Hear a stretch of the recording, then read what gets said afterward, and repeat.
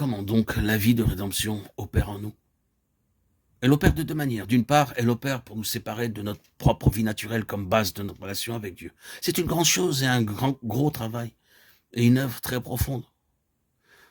Tant de personnes se trouvent dans l'enfance spirituelle et dans l'immaturité, font de leur propre vie naturelle, de leur énergie, de leurs ressources, de leur enthousiasme et de toutes sortes de choses semblables la base de leur relation avec le Seigneur, à la fois dans la vie et dans le service.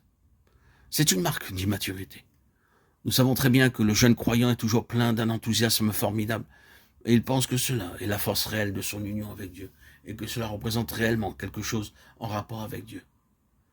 Quand alors les vents de mars se mettent à souffler et que les fleurs sont emportées, de telles personnes pensent que l'hiver est venu au lieu de l'été. Elles pensent avoir tout perdu. Elles se demandent, qu'est-ce qui m'arrive? Les paroles du cantique sont peut-être sur leurs lèvres. Où est la bénédiction que je connaissais quand pour la première fois j'ai vu le Seigneur? Mais on n'obtient pas le fruit avant que la fleur s'en soit allée. C'est l'été et non pas l'hiver qui suit l'enlèvement de la fleur par le souffle du vent. Bien sûr, nous aimons tous voir la fleur en son temps, mais nous aurions d'étranges impressions si nous voyions la fleur présente pendant tout l'été. Nous dirions, il y a quelque chose d'anormal ici, c'est l'époque où les fleurs s'en vont.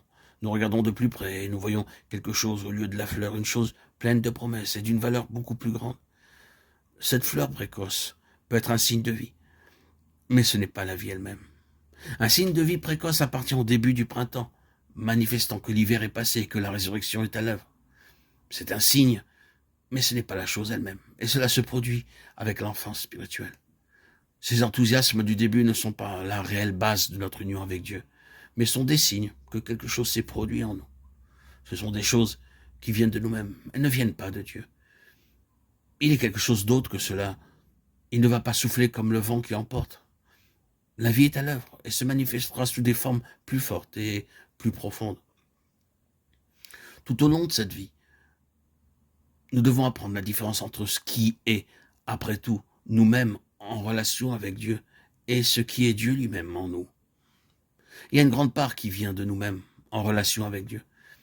Et je pense que, dans une certaine mesure, il en sera ainsi jusqu'à la fin. Il y a toujours quelque chose de nos pensées à l'œuvre dans les choses de Dieu. Nous pensons peut-être qu'il s'agit des pensées de Dieu, de la mentalité de Dieu. Mais il y a encore beaucoup de choses qui proviennent de notre pensée humaine, de notre mentalité et de notre caractère en relation avec les choses de Dieu. Et nous découvrirons toujours que la pensée de Dieu est autre, et nous devons céder la place aux nouvelles conceptions provenant du Seigneur. Dans les domaines de la volonté et du cœur, c'est exactement la même chose.